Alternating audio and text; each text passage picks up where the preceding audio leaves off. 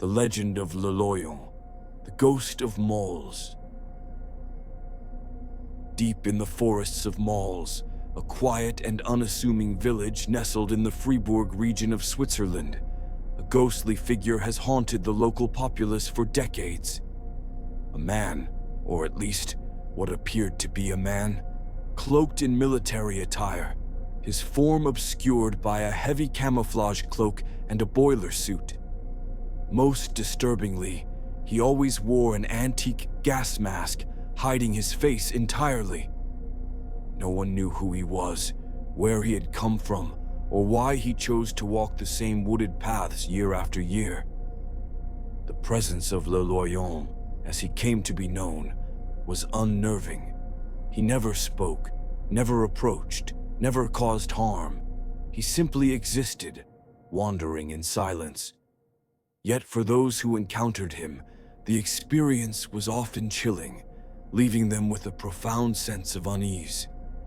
Some dismissed him as a harmless hermit, while others speculated that he was something more, an apparition, a remnant of the past, or even an otherworldly being.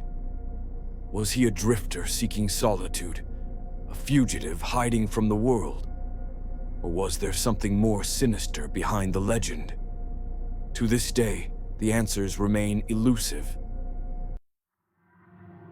The earliest reports of Le Loyon date back to the late 1990s, though some older villagers claim that stories of a similar figure had been whispered about for much longer. Initially, the sightings were sparse and anecdotal, a shadowy figure glimpsed in the undergrowth, an eerie presence felt along forest trails. But as time went on, more and more people came forward with their encounters. One of the first widely reported incidents involved a hunter named Philippe Morel, who had ventured into the woods one early autumn morning. As the fog clung to the trees, Morel spotted something unusual. A figure, impossibly tall and draped in dark camouflage, emerged from the mist. Morel, though armed, felt an overwhelming sense of dread. When he raised his rifle slightly, the figure simply stood motionless, watching him. The hunter hesitated, then turned and hurried back to the village, his heart pounding in his chest. That night, Morel recounted his experience at a local tavern. Some dismissed his story as an exaggeration, but others listened with growing unease. Over the coming months, more stories emerged. Parents warning their children not to wander too far into the woods, hikers reporting strange sightings, and whispers of the unknown spreading through the village like wildfire. The name Le Loyon itself is something of a mystery. Some believe it is derived from a regional dialect, though no definitive translation has ever been confirmed. Others speculate that it might be connected to the French word for lion or warrior, perhaps alluding to his imposing stature and enigmatic presence. Regardless of its origin, the name stuck. The people of Maules spoke of him in hushed tones, as though invoking his name might summon him from the depths of the forest. Owing presence. As the years passed, Le Loyon's presence became an accepted, albeit unsettling, reality. More and more villagers reported seeing him. Sometimes he was spotted standing completely still in the shadows of the trees, watching from afar. Other times he was seen walking along a well-trodden path, as if following a specific routine. Witnesses described the same details: the military-style cloak, the aged gas mask, the silent and deliberate movements. Unlike other legends of mysterious figures, Le Loyon never appeared to be aggressive. He did not chase, he did not threaten, he simply existed. Yet his presence alone was enough to inspire fear.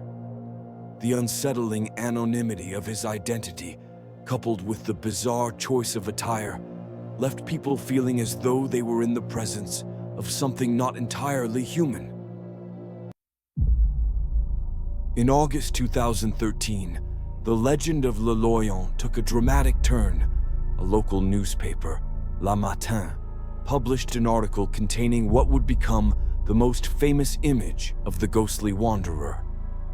An anonymous witness, given the pseudonym Patrick, had captured a grainy photograph of the figure in the woods. Patrick's account was as follows. I had heard about him, and my cousin told me he had seen him from afar, but I came across him on a Sunday afternoon near the peat bogs. I approached to about 10 meters away. He was wearing a military cape, boots, and an army gas mask. An old model, I think. He was over 1.9 meters tall. He stared at me, then turned his back on me and walked away very calmly. He, or she for that matter, was not aggressive. If I had been alone, I would have approached him to tell him that he scares the children. But I was with my own child, who was frightened, so I remained cautious and took a photo with my phone. You never know. Maybe he's crazy. When the photo was published, it reignited widespread interest in the legend. Was this the proof people had been waiting for? Or was it a hoax, another elaborate attempt to feed the myth?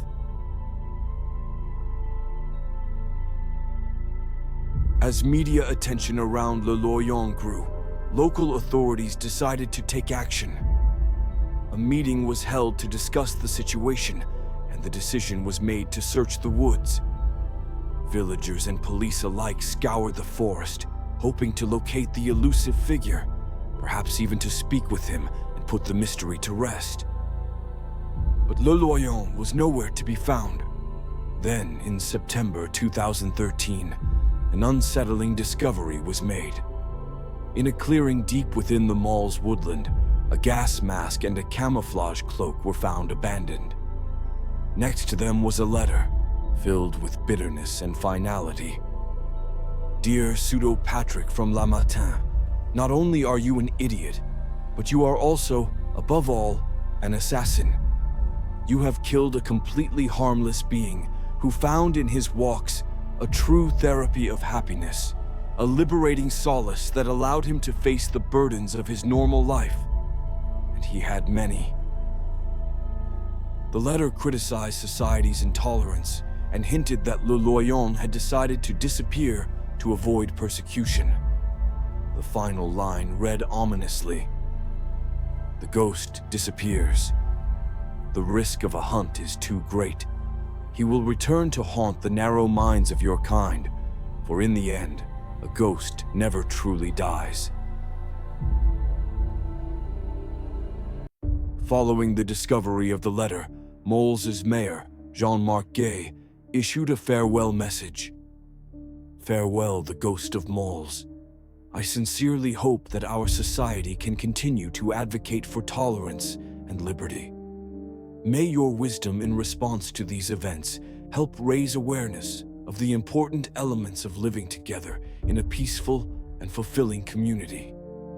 We shall never meet again, but I wish you to find a new escape from life's struggles, one that gives you the peace and happiness you aspire to and deserve. Was this truly the end of Le Loyon? Had he abandoned his persona and returned to normal life? Or was it all an elaborate hoax designed to put an end to the hysteria? To this day, the forests of Maules remain a place of mystery. Some believe that Le Loyon still walks among the trees, watching from the shadows. Others claim his presence can still be felt, a lingering echo of a legend that refuses to die. The truth may never be known, but as long as the forests stand, the legend of Le Loyon will endure.